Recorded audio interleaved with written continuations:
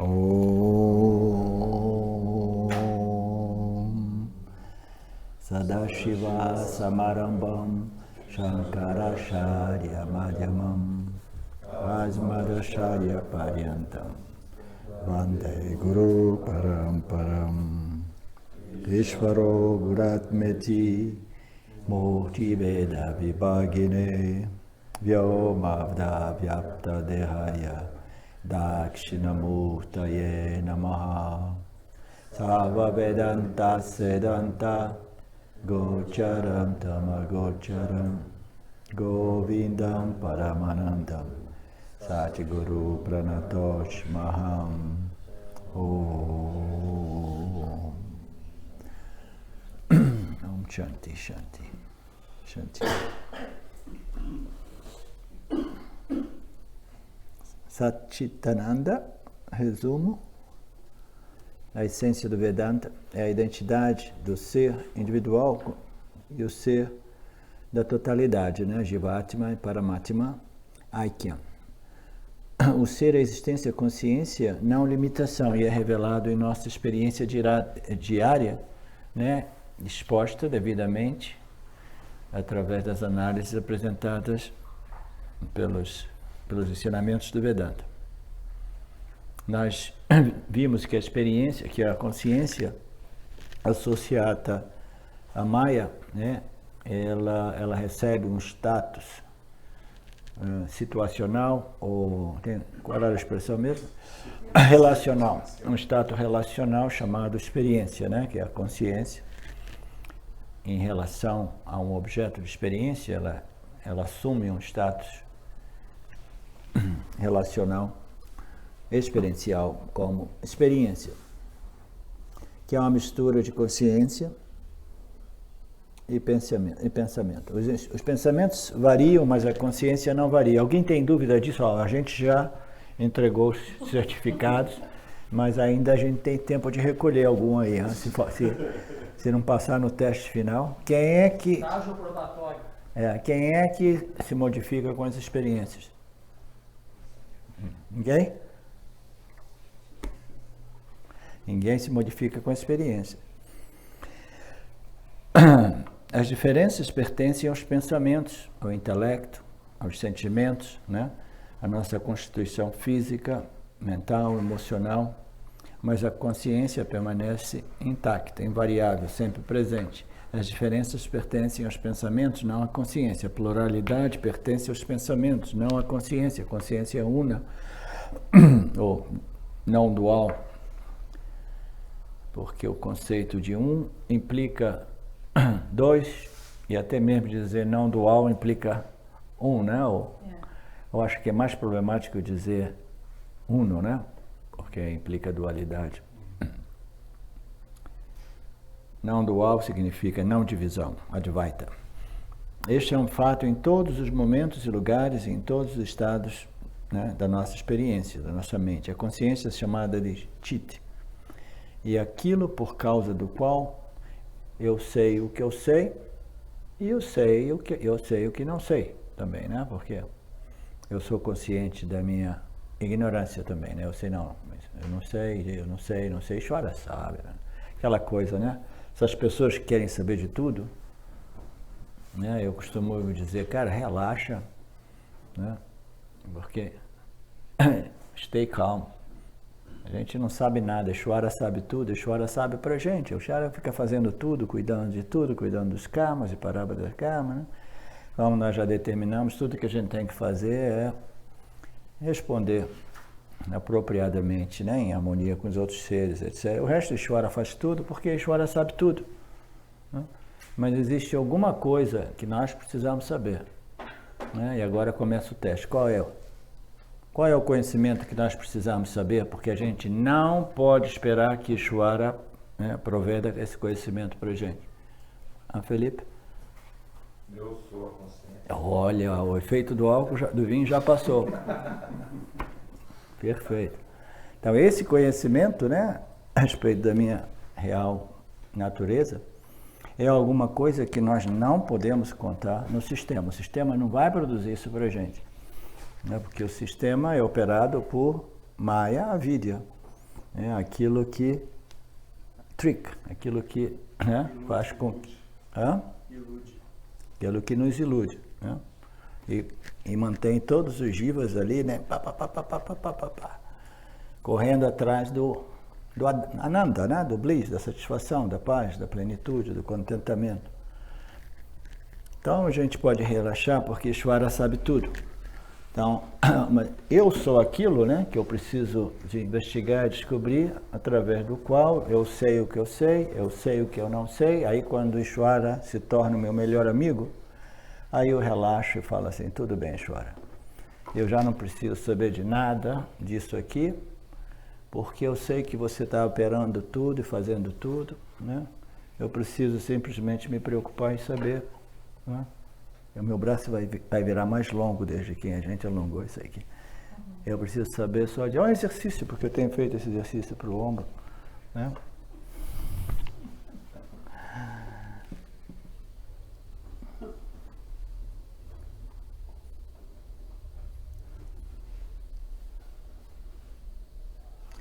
Ok. Existência e eternidade é chamada de Sat.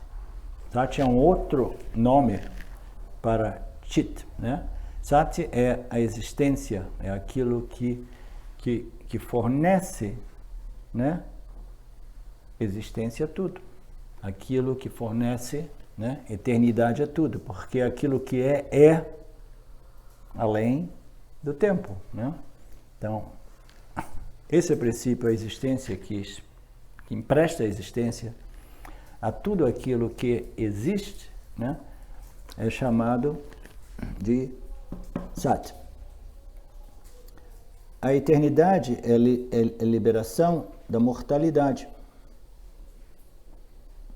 Então nós também, né, nós analisamos isso e verificamos que essa existência, que é sinônimo de nossa consciência, ela é atemporal e ela existe, e é o único modo de nós realizarmos a nossa imortalidade, a nossa eternidade, né?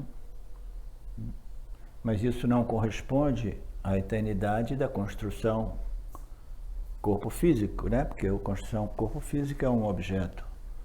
E como todo objeto, né, vem e vai, né? Vem, permanece por um período de tempo e depois vai, né? Então, essa realização o aspecto de mim mesmo chamado Sat, significa a realização da minha eternidade, a minha existência. Veja bem, a consciência, o outro lado da consciência é a existência, significa aquilo que é sempre e que empresta isness, né, a tudo, existência a tudo, né? Então, a existência e a eternidade é chamada Sat. A eternidade é liberação da mortalidade. A mortalidade significa aquilo que nasce, cresce, envelhece e morre, né? Aquilo que nasce, cresce, né? Esperamos que contribui, né, como todos os outros, né, seres vivos, né? Nasce, cresce, contribui e deixa, né? E deixa de existir como aquele ornamento de barro, né? Como aquele ornamento de ouro, ou como aquele argila, aquele... O pote de argila, o vaso de argila. Aquele... Esqueci a palavra. Mortalidade significa mudança. A libertação ou liberação da mudança é chamada Ananta. Quando nós nos libertamos da ideia de que a minha existência é um produto, parte ou propriedade dessa construção física, né? Quando a gente se livra dessa noção equivocada, a gente realiza que a nossa natureza é Sat, existência, né? Aquilo que jamais se modifica. Então, onde não existe mudança, existe eternidade. Onde existe mudança, existe temporalidade, início, meio e fim, né? Então, nós precisamos compreender o aspecto Sat da nossa natureza também. Não só consciência, mas o aspecto de existência, né? Por isso que essa equação Sat, Chit e Ananta, né, precisa ser bem integrada, né? E por isso que esse Panchadasi é tão bonito, né? 5 capítulos on Sat, 5 capítulos on Chit e 5 capítulos on Ananta. Fundamentalmente, né? A estrutura.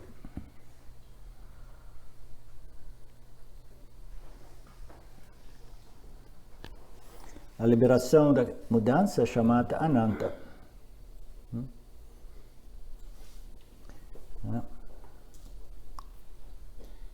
Não, eu li errado. A libertação da mudança é chamada Ananda. Eu li corretamente. A libertação ou liberação da ideia de que existe mudança para mim, né? A liberação da ideia de que eu estou mudando. O Ramji é que dramatiza legal, né, em inglês, né? Ele tem aquela piada. Eu já ouvi o Ramji nos vídeos que eu já ouvi as mesmas piadas, pelo menos 10, 12 vezes, cada uma delas. Aí ele dramatiza dizendo, né, você está um pouco assim, né? Aí tem uma amiga sua, um amigo seu que liga para você, aí, como é que estão as coisas? Tantas mudanças, cara, tantas mudanças, né? A lot of change going on, né? Estou passando por tantas modificações e mudanças, né? Aí você fala, sim, então conta para mim as suas mudanças. Mudando aqui, mudando ali. Aí eu digo assim, não, a mente muda, né? As suas emoções, sentimentos, suas experiências estão mudando, né? E você está ali totalmente focalizado naquilo que muda, se modifica, né? Ao invés de permanecer firme na compreensão do seu aspecto, sati, aquilo que existe sem jamais se modificar, né? Então, essa é a ideia.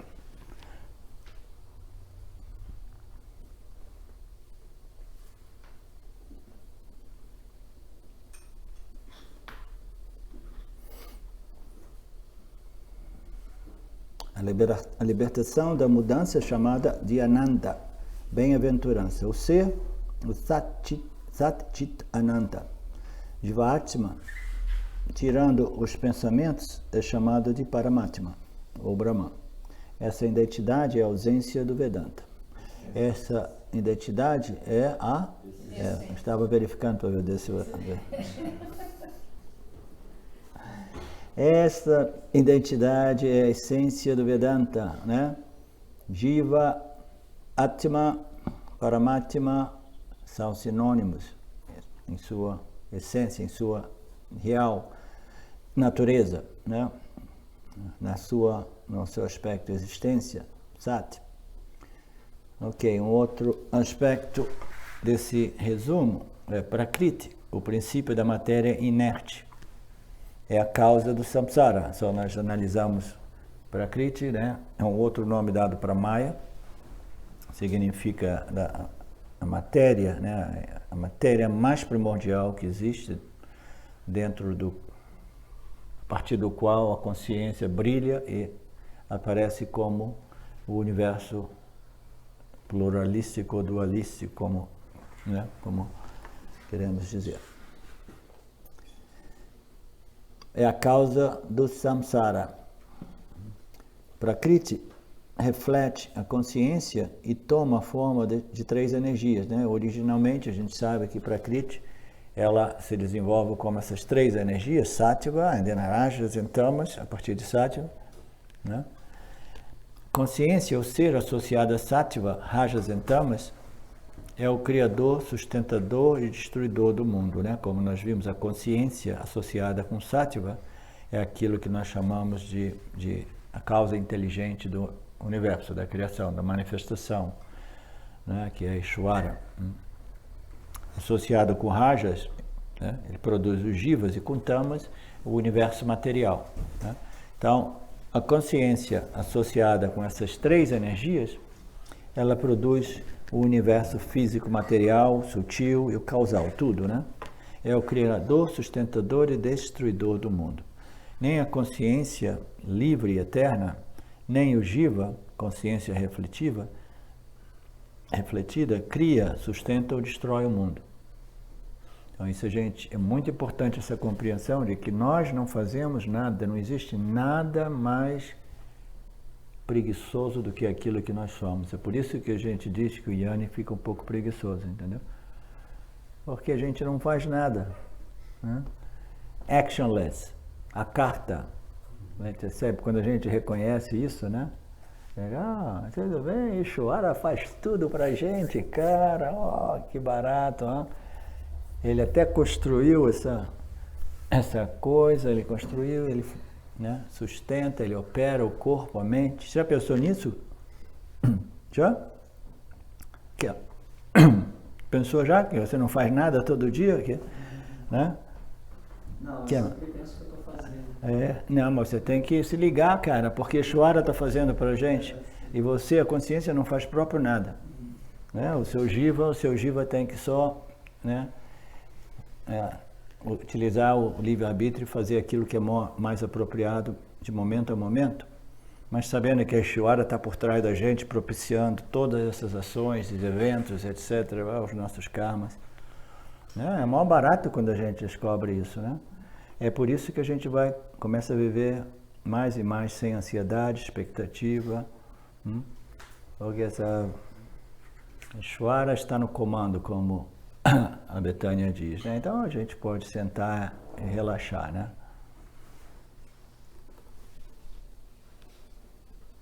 Tem muito a ver com aceitação isso aí.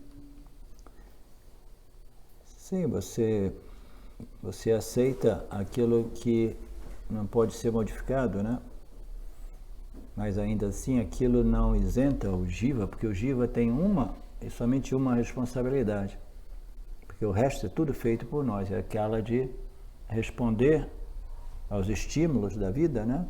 Responder aos nossos Parabhada karmas, né? Em harmonia com o Dharma Field, né? Então aquilo, se nós temos hábitos de responder indevidamente ou inapropriadamente, então aquilo ali não deve ser aceito, precisa ser corrigido, né? Nesse sentido. Né? Isso é a única coisa que pode ser corrigida e que pode ser, né, corrigida, né? Não aceita. Mas nesse caso é o Jiva que está respondendo ou é sempre... O Jiva é um livre-arbítrio que aparece aqui, que permite a ele responder aos estímulos. No caso do Jiva humano, nós temos esse livre-arbítrio que outros animais não têm, que nos permitem responder em harmonia com Dharma ou em violação de Dharma. Se nós respondemos segundo as nossas ignorâncias, né, a vidya, as vasanas vinculativas, adármicas, tamásicas, etc., né? Se a gente responde daquele modo, né? Então, mas, na verdade não é o Jiva que está respondendo, é a Ishvara que está atuando através. Sim, mas é aí que cria uma certa identificação. Mas o Jiva, ele é parte integrante de Ishvara, mas ainda assim, ele é aquele aspecto. O Jiva, nós referimos ao Jiva humano, né? Todos os Jivas são parte integrante de Ishvara, são as entidades experienciadoras de Ishvara, né? E esse Jiva, o Jiva humano, né? Ele tem a capacidade de violar Dharma, coisa que nenhum outro animal tem a capacidade de violar Dharma. Essa foi a inteligência que Ishvara nos deu. Ele falou assim, agora vamos ver como é que eles vão se comportar, né? Vamos ver se eles vão se comportar, né, em harmonia com os outros seres, ou se eles vão querer tudo para eles, né? Então esse é o Jiva, esse reflexo da consciência num corpo sutil, mais sofisticado, que produz esse sentimento de eu sou, eu existo e eu sou alguma coisa com vida própria, com luz própria, com inteligência própria, com consciência própria, e eu quero isso, não quero aquilo, quero isso, que não quero. Esse é o Jiva. O Jiva é esse reflexo condicionado por Rajas e Tamas, que não compreende exatamente como se comportar, entendeu? Então esse Jiva, se ele se torna sábio, ele simplesmente, passa, ele resolve, né? Ele simplesmente atribui a Ishvara, né, a causa de todo esse dinamismo aqui, sem isentar a sua responsabilidade, que é muito simples, é de me manter, já que eu tenho essa capacidade de escolher entre Dharma e Adharma, manter minha mente sempre, né, focada, né, esse conhecimento, essa compreensão viva, de tal modo que eu possa sempre me comportar como os outros animais, né, em harmonia com o Dharma, né. Esse livre-arbítrio dado para os jiva humanos é uma bênção, porque nos permite de compreender a nossa... uma hora dessa eu vou cair aqui. De compreender a nossa real natureza. Mas, ao mesmo tempo, né, é um risco. Uma maldição. É uma maldição, para não dizer sacanagem, né? Porque a gente tem que ralar para começar a compreender isso, né? Então, e depois compreender Ishvara, e depois começar a viver uma vida, né, feliz, em harmonia. A gente só é feliz se a gente vive em harmonia com o campo dármico, né? Esse é o Jiva, que é parte integrante de Ishvara. Ishvara faz tudo para ele, mas Ishvara só pede ele uma coisa: viva em harmonia com o meu campo, com as minhas leis universais. Só isso. Não consegue fazer isso. E a gente tem dificuldade porque, por outro lado, né, Ishvara, né, por causa das três energias, para construir tudo isso teve que incluir rajas e tamas. Aí a gente desenvolve esse apego e dependência por haver aquilo que eu quero, porque eu quero, quando quero, etc. Né? É um setup meio estranho, né? Como é que é setup em português? É uma configuração, né, um pouco difícil de compreender. Mas por quê? Aí é que Ramji algumas vezes vem assim: Ishvara is a pervert. É um pervertido de criar uma situação dessa. Quando eu estou conversando com algum amigo meu mais próximo, eu falo assim: Deus está fazendo 99%, a gente só faz 1% que é necessário. Sem 1% a ação não realiza. O restante tudo está sendo feito por Deus. Sim. Deus está fazendo tudo, né? A gente precisa desenvolver, né, essa visão da sabedoria védica para compreender, né, para poder ver, né, compreender Ishvara, né?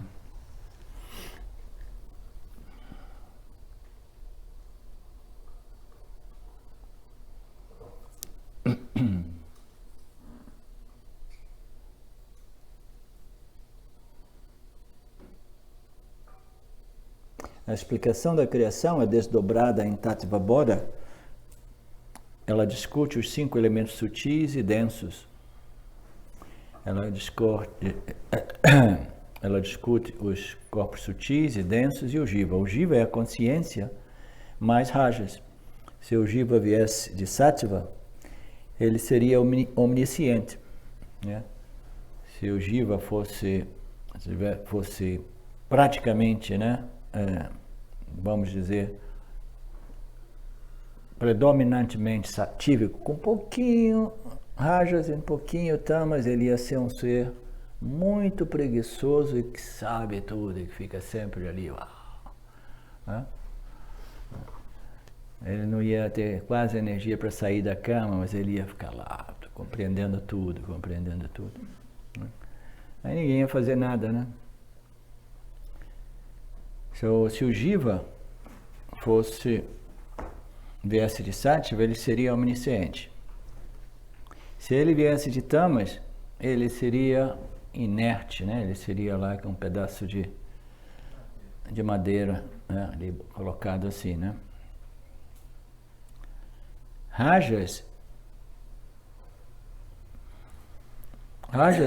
isso é legal. Rajas é uma mistura de conhecimento e ignorância. Tamas é ignorância total, né? Rajas é uma mistura de conhecimento e ignorância, né? Porque ele requer uma certa, né, inteligência, né? Essa energia, né, que projeta, que dinamiza tudo, né? Ela requer uma certa inteligência. Tamas não. Tamas, ela é basicamente o aspecto físico-material da existência, né? A gente sabe que é feita de consciência, desenhada de consciência. Por quê, Fábio? Por que a gente sabe? A gente sabe deduz pelo efeito, né? A gente sabe porque existe, né? A A gente sabe porque todo material físico, né, existe. A gente sabe que é consciência, a gente sabe que é originado da consciência, é criado através da consciência em associação com Maya e os gunas, mas a gente sabe que é fundamentalmente inteligência através e consciência, porque existe, nós já determinamos, né, que existência e consciência são os dois aspectos, né, dois lados da mesma moeda, né?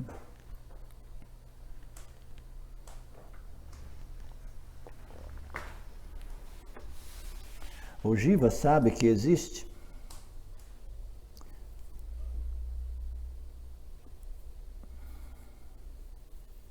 o Jiva é uma mistura de conhecimento e ignorância que é chamado de avidya. O Jiva sabe que existe, sabe que é consciente, mas não sabe que é ilimitado. Isso é legal, né? Por isso que Brahmanji diz que todos nós somos 2/3 iluminados, porque é fácil admitir que sim, eu existo e eu sou um ser consciente, né? Se eu tenho essa consciência só pode ser a minha natureza, né?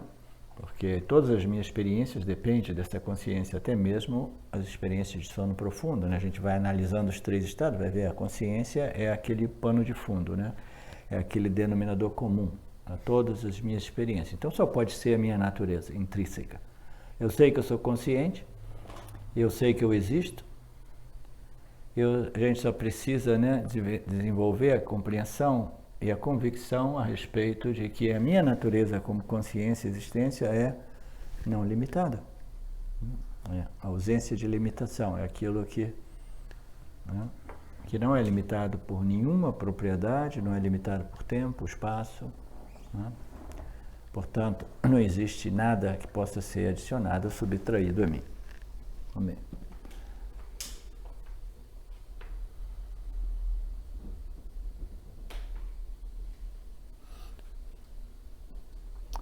O Jiva também está ciente de que ele não sabe que é ilimitado. Ele não sabe que é ilimitado, pleno e completo, e ele é ciente de que ele não sabe que é ilimitado, pleno e completo. Por achar que é limitado, tudo no samsara se torna um problema para ele. Olha que bacana. Hã? Devido a esse 1/3 de iluminação que falta, né? O samsara se torna um problema. Ele falha em realizar esse aspecto final de Satchitananda, que é a minha natureza não limitada, e, portanto, Mithya se torna um problema. Por quê? Porque se ele se sente limitado, né, em todos os sentidos, ele imediatamente vai buscar por objetos, experiências para se completar. É a única outra alternativa de plenitude, né? Como é que a gente se completa? A gente se completa havendo, conquistando, realizando, né, aquilo que eu desejo como meio de me completar. Não, se eu houver isso, se eu fizer isso, se eu obtiver isso, se eu me tornar muito inteligente, se eu tiver tanto conhecimento de escritura, se eu tiver isso, se eu tiver... aí eu vou me sentir completo. O Mithya se torna um problema por causa da falta da compreensão do aspecto ananta da minha natureza.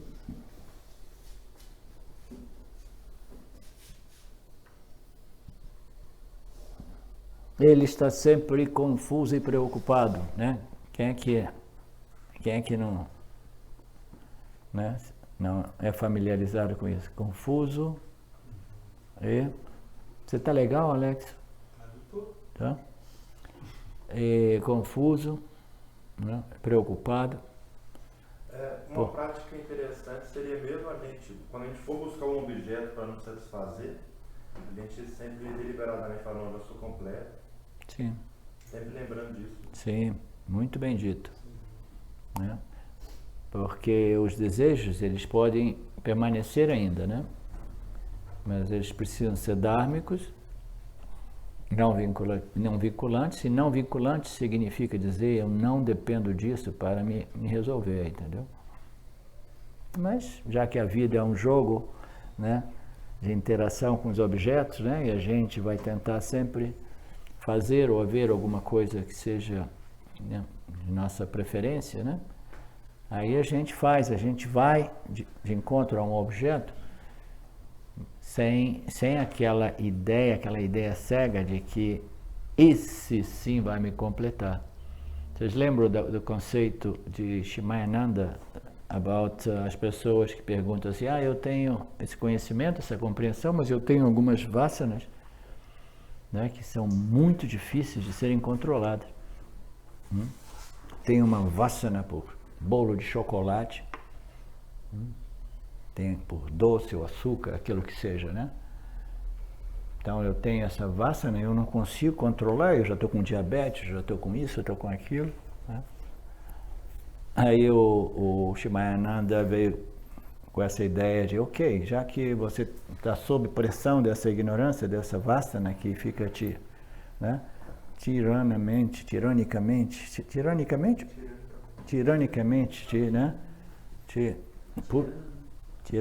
ou tiranicamente pushing you around, né? Aí falou, tudo bem, jogam de vez em quando um ossinho para o cachorrinho, deixa ela se satisfazer um pouco, né? Joga um osso, né? Ou se você se identifica com isso, né? Se você não tem uma visão tão objetiva da situação, que é simplesmente, vá ser um cachorrinho que quer, eu quero. Aí você joga um ossinho, joga um biscoitinho da rotinha para o cachorrinho ele se acalma, né? Para de tossir.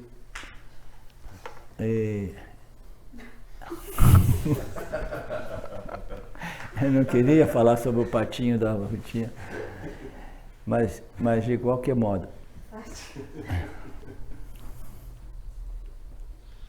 A rotina não se ofende porque, né, ela sabe que eu não tenho nenhuma intenção de magoá-la, né? A gente se ama, né?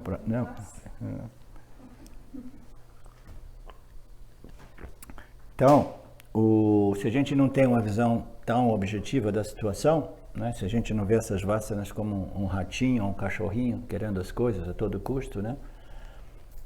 A gente vê, né? Bom, isso já é demais, está querendo muito a mesma coisa, você já está, né? Aí o Shimayananda veio com essa ideia, já que você se sente, né, essa vasana, assim, você sente que você tem um conflito, porque você sabe que não te faz bem, aí ele falou, peque, mas peque, como é que ele diz? Inteligentemente. Peque inteligentemente, né? Inteligentemente é um outro modo de dizer peque, mas peque com moderação, né? Não tem aquele slogan, beba com moderação, né? Peque com moderação. E o que significa pecar com moderação? Agora eu tenho que dar crédito para o Nagarji, né?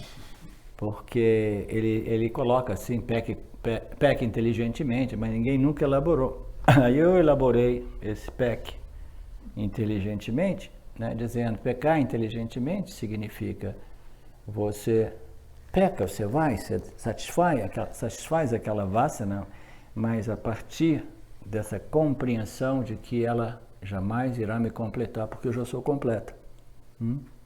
Então já é uma posição diferente, né? Ok, eu vou pecar, mas vou pecar para quê? Né? Para desdobrar ainda mais esse conceito. Eu vou pecar inteligentemente, eu vou satisfazer essa vasana. Por quê? Por que eu vou inteligentemente, moderadamente pecar, sabendo que ela não vai resolver o meu problema?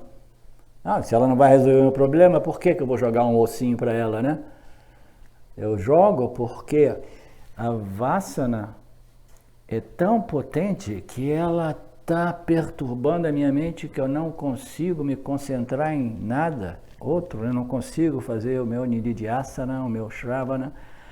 Essa vasana, né, tomou conta da minha mente.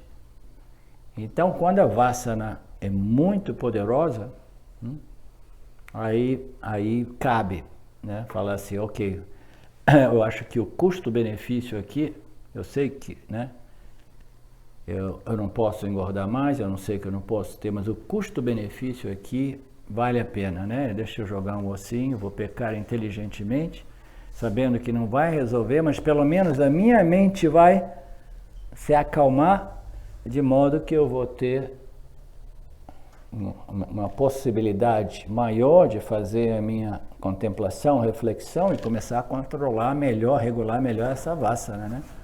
Antes que ela se torne esses monstros de novo. Justo, Prodinho, por que você tem essa carinha linda? A Pradipa, eu acho, de todos nós, é a que se iluminou mais nesses 9 dias aqui. É incrível, eu vejo ela transformada.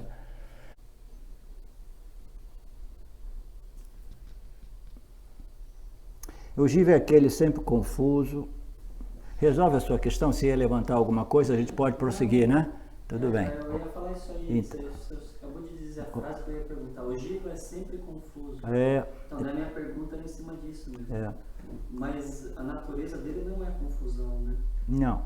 Daí a estratégia é não se identificar com a confusão ou eliminar a confusão? Não, é atacar a confusão através da compreensão. Você precisa de passar por esse processo, né? De primeiramente tranquilizar um pouco mais essa mente, né? Então ele não é confuso, ele está confuso. O Jiva, esse reflexo, ele não é realmente a mente, ok?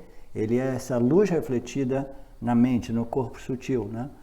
E se a mente estiver totalmente, né, cheia de rajas e tamas, esse reflexo é confuso também, entendeu? Então, o primeiro passo é trabalhar no melhoramento disso aqui. Todos esses trabalhos que o Jiva faz, né? Tai Chi, Yoga, isso aqui para acalmar, um pouco de meditação, para tranquilizar um pouco a mente. Aí depois a gente tem que começar a educar a mente através, né, nutrindo ela com esses conhecimentos espirituais. Aí a mente vai se tornando mais sábia, mais sábia, mais sábia, e significa menos e menos confusa, né? Justo, Fábio? Justo. Então. Por conta do avidya, o Jiva desenvolve gostos e desgostos. O que é a avidya? É a ideia, a noção de que eu preciso de coisas aqui para me completar, e me realizar, e me satisfazer, e preencher, etc, etc. Por conta de avidya, o Jiva desenvolve o quê? Gostos e desgostos. Eu gosto do que eu gosto, eu não gosto do que eu não gosto. Se parasse ali, tudo bem, né? Mas o que ocorre quando eu gosto de uma coisa, aí vem aquele pensamento, quero mais, quero mais, quero mais, quero mais, quero mais, né?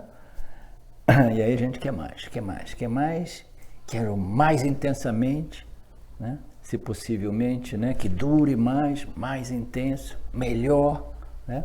Aí depois de um tempo a gente começa a querer, mas é um pouquinho diferente, porque a gente cai em monotonia, né? Com os mesmos objetos de prazeres, né?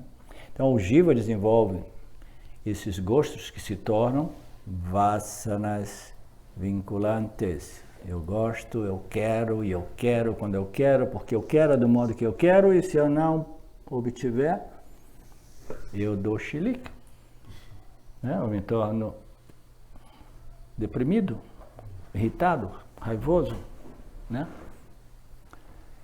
Devido a essa ignorância universal, fundamental, o Jiva desenvolve gostos e desgostos, ragas e dveshas.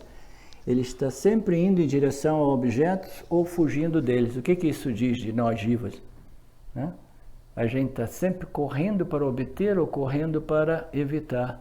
O Jiva, o pobre Jiva humano, está sempre correndo, né? Ele não está nunca em paz, está sempre, né? Correndo para ver, correndo para evitar. O denominador é o corre-corre da vida, né?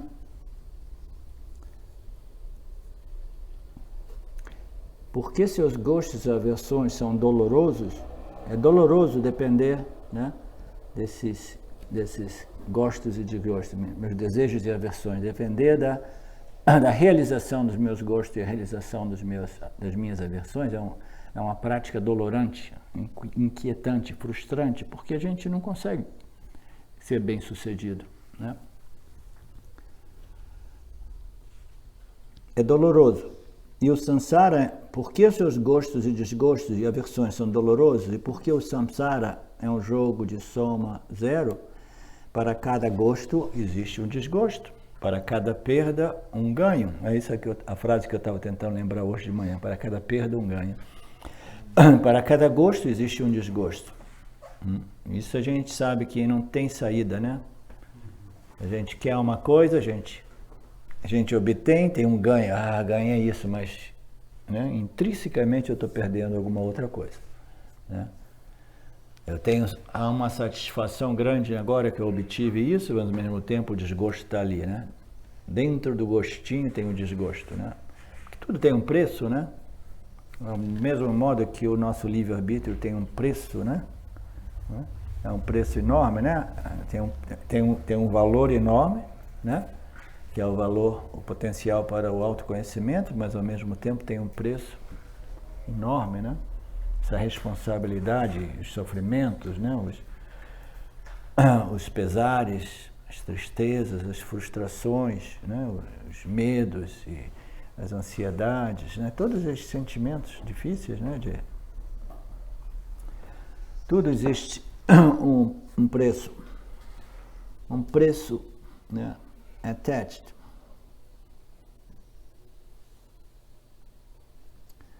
Por isso, e somente por isso, porque os nossos gostos e desgostos, desejos e aversões são extremamente dolorosos, eles estão gritando para serem removidos, resolvidos, principalmente porque a vida é um jogo de soma zero. Por mais que a gente ganhe, a gente está sempre no zero, né? Porque tem uma perda associada ao ganho. A gente acha que a gente só ganha, né? Hã? Tem hora que a gente acha que a gente só está ganhando, a gente esquece, né, do que a gente está perdendo. A gente não é consciente, a gente não sabe exatamente o que a gente está perdendo, né? O lado negativo daquele ganho, né? Então, devido a essa ignorância, devido a esses desejos e aversões e o fato de que samsara é um jogo de soma zero, né? O jiva anseia constantemente pela liberação do samsara. Todos os nossos esforços de ganhar, obter o que nós queremos, é um esforço de remover, entendeu? Essa problemática, esse sentimento de limitação, de falta, né? Alguma coisa falta para mim, eu não estou satisfeito do modo que eu estou, preciso disso e daquilo, entendeu? Eu sou limitado por aquilo que eu gostaria, mas não posso ter, etc, né? Então, o jiva anseia e trabalha constantemente por essa liberação. Constantemente nós estamos tentando resolver esse problema. Então, essa análise, né, serve o propósito de explicar, gera em realidade aquilo que nós estamos buscando, né? Nós estamos buscando, até mesmo como samsaris materialistas, nós estamos buscando a remoção desse sentimento de falta, de limitação, de inadequação que constantemente permeia a nossa experiência humana. A gente está tentando remover isso através de pessoas, situações, relacionamentos, dinheiro, poder, fama, prestígio, né? A iluminação vai resolver isso. A sabedoria, eu vou estudar todos os livros filosóficos e espirituais, aí eu vou ficar resolvido, eu vou me sentir pleno, né? Tem pessoas que nem ligam para fama, poder, do ponto de vista material e político, né? Etc. Eles querem conhecimento, porque eles creem que o conhecimento acadêmico informativo possa resolver esse problema, né? Estabelecer o meu sentimento de plenitude, né? Eu acho que a Betânia hoje, quando falou sobre a motivação, né? Isso talvez fosse um pouco aplicado, né? A gente, no início, a gente pode pensar que o Vedanta se trata de conhecimento acadêmico, até que devagarzinho a gente começa a compreender que não é bem assim, entendeu? É conhecimento direto, é conhecimento aplicado, integrado em minha vida e que requer constante esforço, entendeu? E não se trata de estudar, mas sim de transformar a mim mesmo, né? De constantemente, né? Utilizar esses conhecimentos, né? Contra o background, né? Against my life, né? De tal modo que minha vida possa ser transformada, né? E como a gente sabe, às vezes, o Bhagavad Gita é mais do que suficiente, né, Gustavo? Ou Tattva-bodha, ou alguns outros textos, né? Se a gente realmente fizer, uma vez alguém perguntou para o Shimayananda, ou Dayananda, não me lembro, falou assim, você me pergunta isso de vez em quando, né? Eu já estudei isso, e esses textos 3 vezes, 5 vezes, babá. O que eu faço próximo? Aí o Shimaya, o Dayananda, disse assim, ok, você já passou, ele falou assim, I went through Bhagavad Gita 5 times, they say. Né? Eu já passei pelo Bhagavad Gita 5 vezes. Ele falou, tudo bem, 5 vezes você já passou pelo Bhagavad Gita, mas quantas vezes o Bhagavad Gita passou por você? Não sei se faz sentido em português. Faz? Quantas vezes o Bhagavad Gita realmente passou por você? Maravilhoso. Né?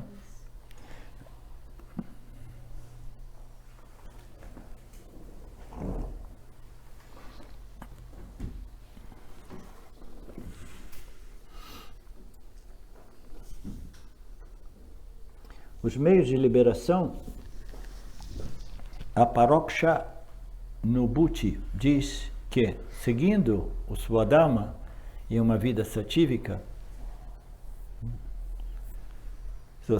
vivendo uma vida em harmonia com o seu Dharma e com o Dharma, né, do campo, vivendo uma vida, né, predominantemente satívica, se obtém um bom karma, punya, suficiente, necessário para moksha. Sim.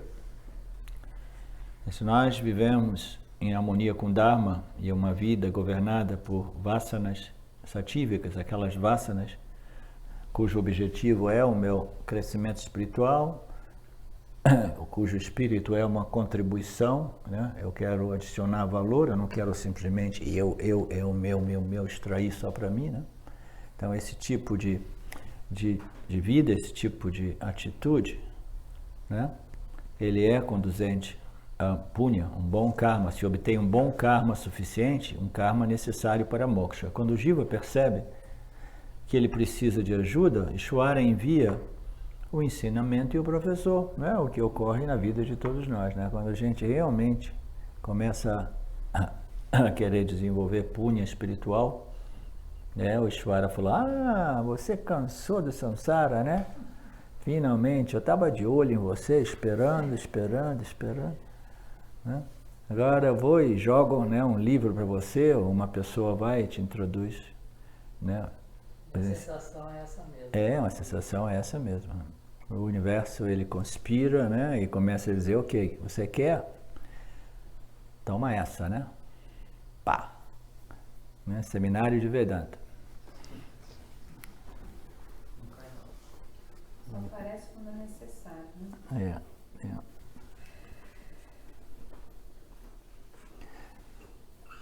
E que nem você falou, né? Quando não aparece quando o discípulo está pronto, não tem valor, né? Você comentou que o Kalyan levou um grupo inteiro, né? Tinha mais de 15 pessoas lá no seu seminário de Vedanta. Ele não conseguiu segurar ninguém lá. Sim, as pessoas precisam estar prontas, né? A gente não, isso é indicativo também do fato de que a gente não pode forçar as pessoas a engolirem o Vedanta, né? Toma Vedanta, abre a boca, meu filho, opa! Vedanta aí pra você. Você dá uma dicasinha, né? É tal coisa. A pessoa anota, a gente faz muito isso. Eu vejo a pessoa anotar, sabe? Daí se for a hora, ela vai checar. É por aí. A gente tem que ser muito sutil, né? A gente não pode ser muito invasivo, né? Não adianta. Não, tem que ir devagar. Deixar as pessoas perguntarem a nós, se interessarem um pouco, etc, né?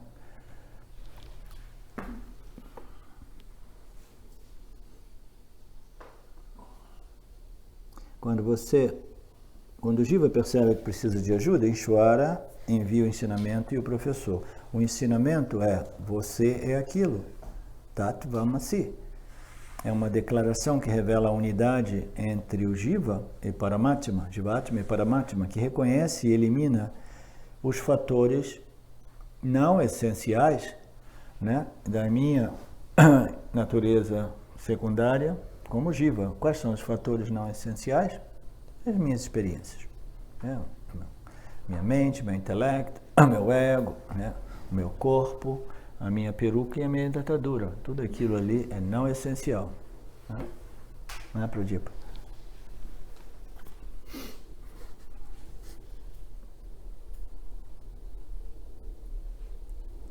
Todas as outras declarações do Vedanta são destinadas a nos conduzem, né, a compreender essa declaração, né? Esse mantra, você é aquilo. Algumas outras declarações referem-se à compreensão da consciência, tat. Outras servem para entender o jiva, tvam, e outras mais para a conexão entre os ambos, né? Assim, né? A conexão entre jiva, atma e paramatma. Esses verbos dizem que a consciência ilimitada, o eu, é pancha kosha vilakshanam. Vilakshanam. Ela é livre dos 5 koshas. Portanto, chega-se à liberdade, à libertação, liberação, através de um método de investigação chamado Bhaga Tyaga Lakshana, trabalhando com as koshas rumo à consciência, rumo às consciências Paramatma, né? A gente vai trabalhando através da eliminação desses atributos não essenciais, as koshas, os 3 corpos, os 3 estados, tudo aquilo que não é realmente inerente à minha experiência. A gente viu que a experiência é a consciência em seu status relacional, né?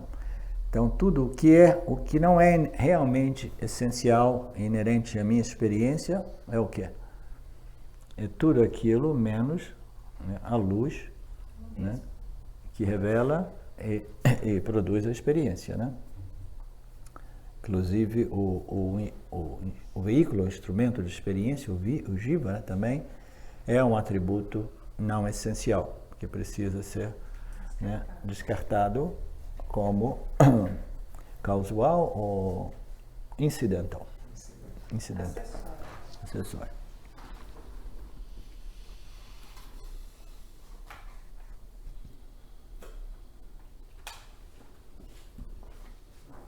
So, essa análise, essa constante, né, análise, contemplação, resulta no conhecimento de que o Jiva é a consciência ilimitada, Chaitanya.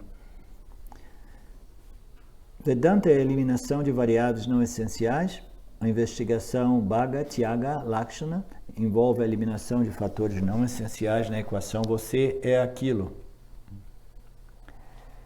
Como com os fatores que pertencem especialmente a Ishvara e Jiva, a equação com os fatores que pertencem especificamente a Ishvara e Jiva, a equação não funciona porque os fatores são diferentes. Ishvara é a consciência ilimitada, mas Sattva e Tamas, o que torna o Criador Jagata Karana, é a causa do mundo. Vocês vão precisar de me ajudar a compreender essa. Eu estou ficando cansado. Com os fatores que pertencem especificamente, nós estamos falando dos fatores essenciais, o fator essencial e os não essenciais, né? Com os fatores que pertencem especificamente a Ishvara e Jiva, nós nos relacionamos, isso aqui significa os fatores não essenciais. Eles pertencem a Mitya, Ishvara e Jiva. Porque parece que essa frase não está muito bem construída. Não seria como os fatores? Não, a ideia não é porque você está levando em conta fatores que são ou específicos a Ishvara ou Jiva, sem a consciência. Ah, sim. Sim, a consciência não é o fator está dizendo que se olhar só por isso, a coisa não resolve. Sim, agora eu entendi. Exatamente. Com os fatores que pertencem especificamente a Ishvara e ou Jiva, a equação aquilo não funciona, né? Porque aquilo, Ishvara, ele também é uma variável, né, não essencial, né? Então, Ishvara não é sempre presente, o Jiva não é sempre presente, os aspectos da experiência do Jiva, né, elas são variáveis, né? A equação não funciona porque os fatores são diferentes. Ishvara é a consciência ilimitada, mas Sattva e Tamas, o que o torna criador. Mais. Agora eu entendi, eu estava lendo mais. É mais. Quando eu começo a pular alguns detalhes, a mente vai ficando mais cansada, eu estou um pouco mais cansado essa tarde. Ishvara é a consciência não limitada, mais plus Sattva e Tamas, o que o torna criador e a causa do mundo, né? Jiva é a consciência não limitada, mais rajas. O Jiva é criado por Ishvara, portanto, o Jiva é um efeito de Ishvara. Monaga, por que não tem Sattva nessa última frase? Qual? Lê para mim. Ishvara é consciência ilimitada, mais Sattva e Tamas. Perdão, eu entendi mais rajas e Tamas. É a consciência. Ele que está ficando cansado. É o Criador e a Não, mas por que não tem rajas? Ishvara porque muito frequentemente a gente diz que Ishvara ele tem dois aspectos dele mesmo. Vou confessar uma coisinha para vocês aqui. Não pode ser gravado isso, hein? Ishvara é quase que reverso, né? Mas como ele cria, né, através, né, de rajas, de Sattva, rajas e Tamas, e ele precisa do Jiva na equação do manifesto, entendeu? E ele cria o Jiva através de rajas. Então eu tomei a liberdade de aqui e ali dizer que Ishvara é a causa inteligente, a causa energética, rajas, e a causa material, entendeu? Então essa foi uma coisa que eu coloquei, tomei a liberdade de vez em quando dizer. Então aqui, muito provavelmente, e eu já escrevi alguns satsangs, e eu escrevi uma carta para Ramji recentemente, que eu tive uma questão que eu perguntei a Ramji uns 6 meses atrás, e eu falava que Ishvara é a causa energética, e ele não se opôs a essa afirmação também. Ishvara é a causa não limitada, mas Sattva como a causa eficiente, a causa inteligente, e Tamas a causa material, o que o torna criador e a causa do mundo. Ele cria o mundo, ele causa o Jiva, né? O que significa, né, consciência mais raja, né? Mas brilhando no aspecto mais rajásico do Prakriti, da Maya. Mas aí, nessa colocação, rajas, então, não está incluso na frase, porque rajas é colocado como... Muito provavelmente, ele não colocou porque ele colocou que o rajas é parte da associação de Maya, né? Maya para produzir o Jiva, né? Ele disse aqui anteriormente que o Jiva... Porque ele está falando do Jacarana. Não entra o Jiva aqui. Os Jivas, então, eles são catalisadores, são os objetos sencientes do manifesto. Sim. Que dão dinâmica para a criação. Sim. Se não tivesse os Jivas, a gente poderia ter, vamos dizer assim, uma criação, além de não experienciável, o que é inconcebível, mas seria uma criação estática, porque você não tem os Jivas para reciclar e criar o mecanismo vasanas, desejo, karma. Esse é um ponto muito sutil, filosófico, um pouco abstrato, né? Porque aqui e ali o Paramartananda, ele diz que o Ishvara, ele não consegue manter ou criar esse universo, esse manifesto, entendeu? Sem os jivas que fornecem as vasanas para ele. Então, isso parte do pressuposto de que o universo significa... Interdependente. E ele significa que esse universo, ele foi projetado como um campo de ações para os jivas humanos, porque somente os jivas humanos produzem vasanas. É um conceito, né, um pouco louco, né? Por quê? Porque os jivas humanos, sendo o refletor, o reflexo da consciência, somente os jivas humanos podem realmente experimentar e desfrutar, né, de Jagat, né, do campo. Né? Os pranas, eles são combinações das gunas que formam os pranas somente para a conformação dos seres sencientes. Sim. Né, os elementos, os gunas, os elementos, eles vão se desenvolvendo, né, eles vão se constituindo, e aí a gente começa a ter os órgãos sensoriais. Tudo indica que esse universo foi criado para ser experienciado. Sim, com certeza. Né? A gente vê observando a natureza. E ainda mais, aí esses tipos de afirmações que eu ouço do Paramartananda, né, indicam que foram, além disso, esse universo foi manifesto, foi criado para a experiência dos órgãos sensoriais do jiva humano, de modo que eles possam desenvolver gostos e desgostos, né, e aí ficar fornecendo todas essas vasanas para Ishvara continuar, né? É uma coisa que nunca teve início.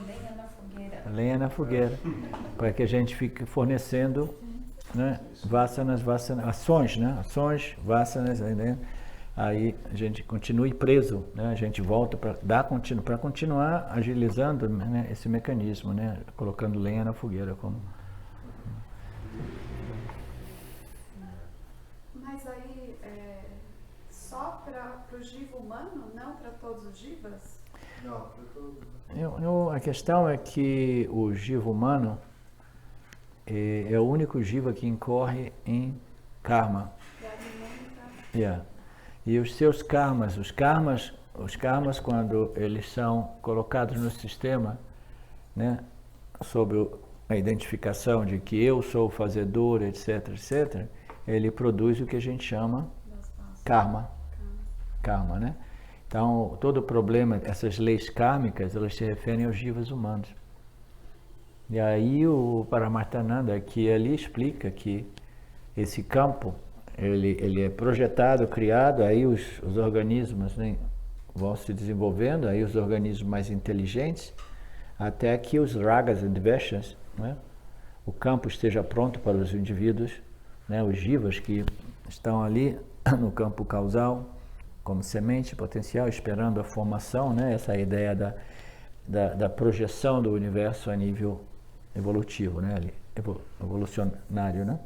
Aí quando vai, aí todas essas sementinhas, os jivas humanos, ok, agora o campo está pronto para a gente, vamos lá ativar o campo com o nosso ragas and dveshas, né?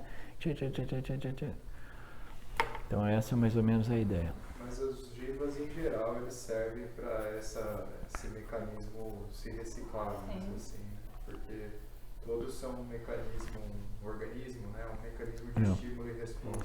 Eles servem. Eles não têm problema com o karma. Os outros jivas não têm problemas com o karma.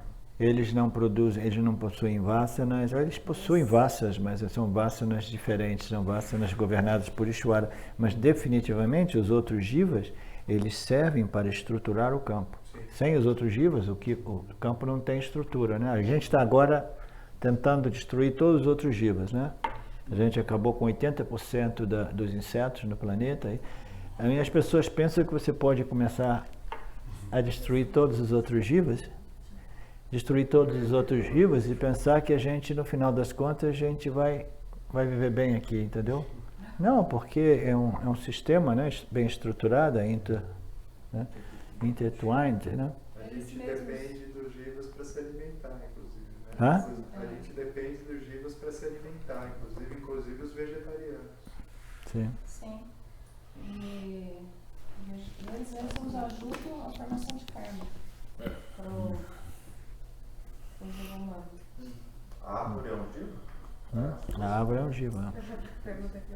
A última notícia que eu vi, eu dei uma pesquisada agora, dizem que coronavírus também é um jiva. Mas Nessa análise é bem plausível que em outros planetas tenha outros jivas com intelecto desenvolvido fornecendo também base para manter o universo. Esse aí são tipo de coisa que a gente começa a pensar nisso, né? A gente vai assim, uau! Mas o que ele está falando tem sentido. Tem, naturalmente, né? Porque senão, quem sustenta esses outros universos, né? Esses outros sistemas, outras galáxias. Reconhece em você. Aqui não atracou, mas eu já vi. Só não pousou. Bom, tudo isso, essas especulações, né? Aí o jiva da nave faz. Todas essas especulações, elas não são relevantes ao reconhecimento da minha natureza que me permite viver uma vida. A gente jamais vai obter esses conhecimentos que pertencem a Ishvara. E aí dá um conforto tão grande, né, para aqueles de nós que têm essa vasta de querer compreender tudo, é saber assim, eu não preciso saber de nada, Ishvara sabe de tudo para mim. Eu só preciso saber quem eu sou e como me comportar aqui nesse sistema de estímulo e resposta, basta. Para viver uma vida feliz. Mas se eu começo a dizer, não, para ser feliz eu tenho que saber como o Ishvara funciona, como ele faz tudo isso, né? Aí é um setup, né, destinado a frustrar o indivíduo, né? Há 2 dias atrás eu tive isso, que eu falei, eu não preciso entender Maia, né? Tá ali, é misterioso mesmo, Tem que entender quem nós somos, né? O que nós somos.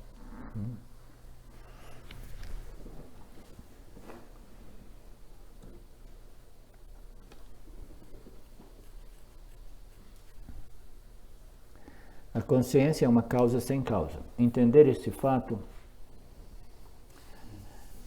a consciência não é uma causa nem um efeito, é livre de ambos, é uma causa sem causa. Entender esse fato é o primeiro estágio da investigação vedantina.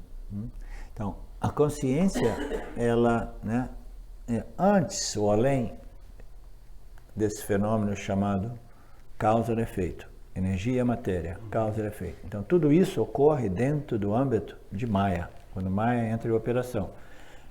A consciência é aquilo, né, livre de causalidade. Não existe causalidade. Nada causou a consciência, e como se isso não bastasse para confundir, né, a nossa compreensão, e a consciência também não causa nada. Não?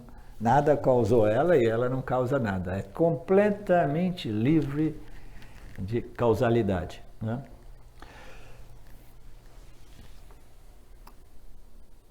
É a causa sem causa. Entender esse fato é o primeiro passo, o primeiro estágio da investigação do Vedanta, é chamado Shravana.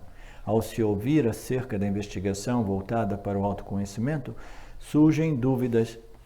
A dúvida é causada por uma deficiência na mente e não na escritura. Então, a deficiência na mente não, na minha mente é sana. Existe simplesmente falta de conhecimentos, né? Mas ela está sendo, né? Ela foi nutrida, né, por conhecimentos errôneos, né? Conhecimentos que não são bons, né? Então eu preciso de corrigir essas compreensões que a gente chama de... A gente chama tudo de meu conhecimento, mas tantos desses conhecimentos são conhecimentos errôneos, né? Então a gente precisa substituir isso, né? Participando do Vedanta Brasil, está dizendo aqui.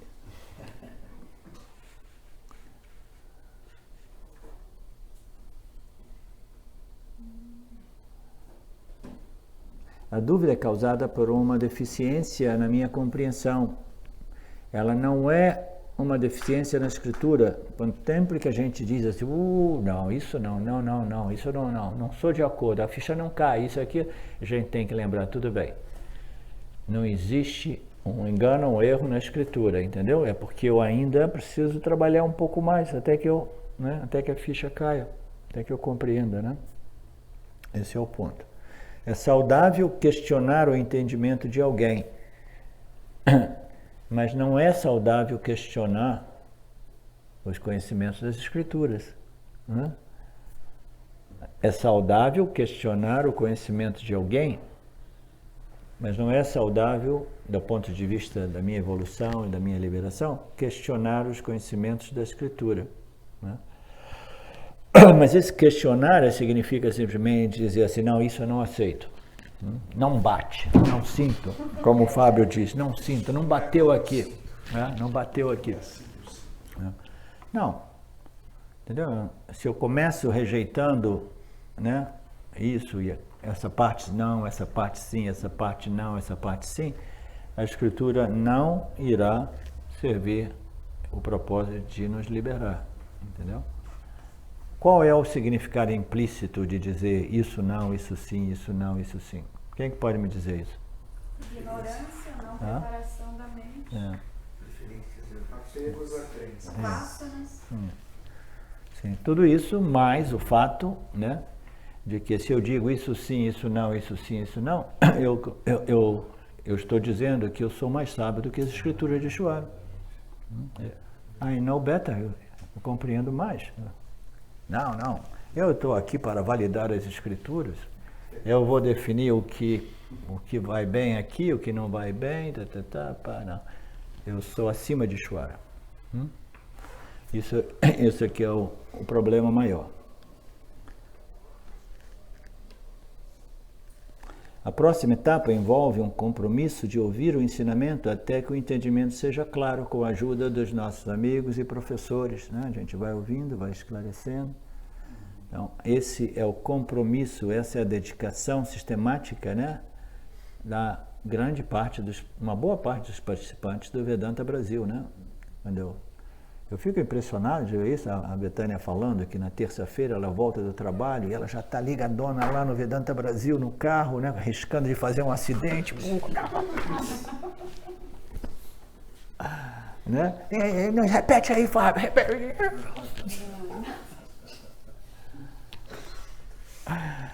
Né? É comovente ver a dedicação, né? E esse vedantino famoso aqui, o Gustavo, né? Ele está amarelando, ele não está participando dos grupos de estudo. Por quê? Tem que dar uma dura nele, hein, Fábio? Mas em compensação ele está trazendo um benefício imenso. Ishvara trabalha de modos misteriosos, né?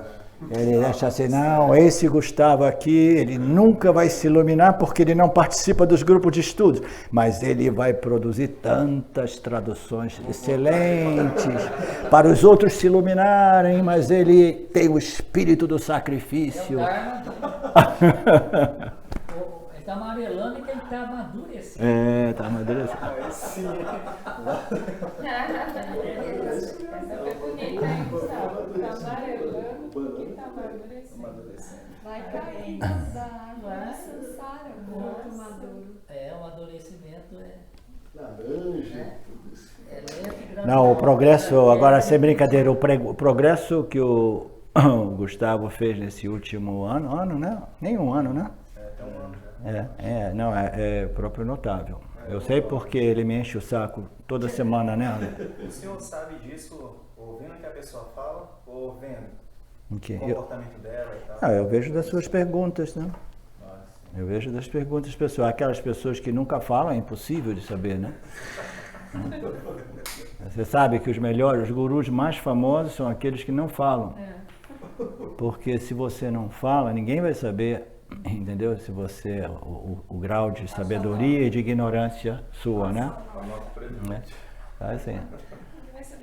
Então, se você quiser ser um guru muito famoso, uma das chaves é permanecer em silêncio, entendeu? E manter os olhos muito abertos. Em silêncio com os olhos abertos. Vou fazer aquele curso lá nos Estados Unidos, Como se tornar um guru. Não, a gente percebe através das perguntas do Gustavo que o conhecimento dele, né, está galopando mesmo, né?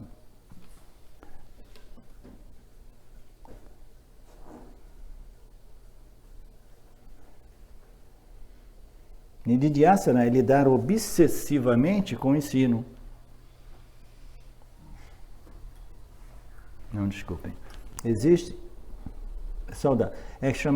Existem inconsistências lógicas aparentes no ensino, né? Aquelas contradições aparentes devido, né, a contextos diversos, a subordens diversas, né, que às vezes uma declaração se refere a uma subordem, etc., mas não a outra, etc. Então, existem inconsistências lógicas aparentes porque existem ordens de realidades diferentes, né? Substancialmente, Satya e Mithya, e Dopa e Mithya existem diversas ordens, subordens, né? E daí a gente tem que analisar em qual contexto determinadas declarações são feitas. E aí a gente tem ainda o problema daquela ferramenta chamada de significado implícito, né? Nós utilizamos, o Vedanta utiliza uma linguagem que nós precisamos de captar o significado implícito. Se a mente for suficientemente Nididhyasana, vamos acabar esse parágrafo, porque aí acabou. Nididhyasana é lidar obsessivamente com o ensino. Putz, obsessão, essa é uma palavra pesada, né? Pulou banana. Ok. Então vamos tirar É saudável questionar, eles não se contradizem, embora assim pareça.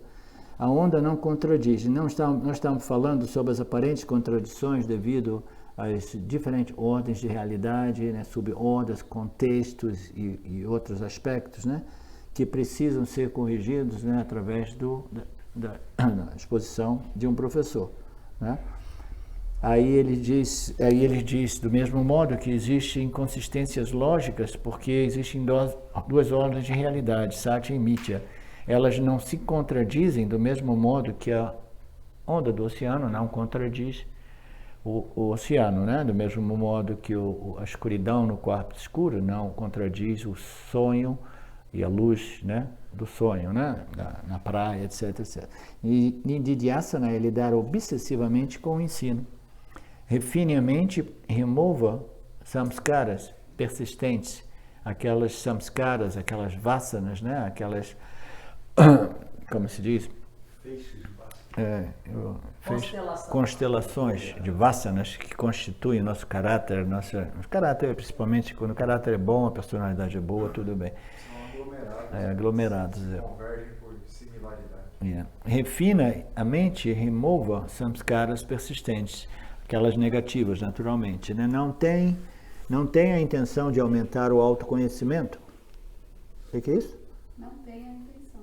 Nididhyasa é lidar obsessivamente com o ensino. Refina a mente e remova samskaras persistentes. Não tem a intenção de aumentar o autoconhecimento. Quem que não tem a intenção de aumentar? Não, pode continuar. Nididhyasana.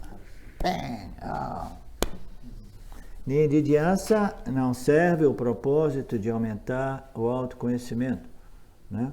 Quando a gente estuda ali, ouve, estuda, né? Reflete, etc, etc. Aí quando a gente faz o Nididhyasa, né, eu não preciso estudar mais, eu preciso processar, digerir, né? Integrar, internalizar, né? Converter esse ouvir, contemplar em conhecimento assimilado, né? Então, a intenção não é aumentar, né? É converter esse conhecimento, né, em conhecimento assimilado. Ele não pode ser melhorado porque você já compreendeu, você já refletiu. Agora é uma questão de fazer a ficha cair até que você realmente compreenda, né, aquilo que você é. Se a mente for suficientemente purificada, satívica, durante a fase da escuta, moksha ocorrerá. E manana e nididhyasa não serão necessárias, né? Então a gente sabe, para aqueles raros indivíduos com as mentes satívicas altamente qualificadas, como nós do Vedanta Brasil, né, a gente simplesmente precisa fazer um pouquinho de Nididhyasana, né, um pouquinho de Manana, e moksha ocorrerá. Mas se a mente tiver predominantemente rajásica e tamásica, as dúvidas persistirão, né? Porque rajas, ela projeta, tamas, ela embota, tamas embota, né? Elas continuarão obstruindo, né, o fruto, né, a plena assimilação desses conhecimentos e a liberação. Esta é uma fase gradual durante a qual há uma redução constante da negatividade. Isso é legal.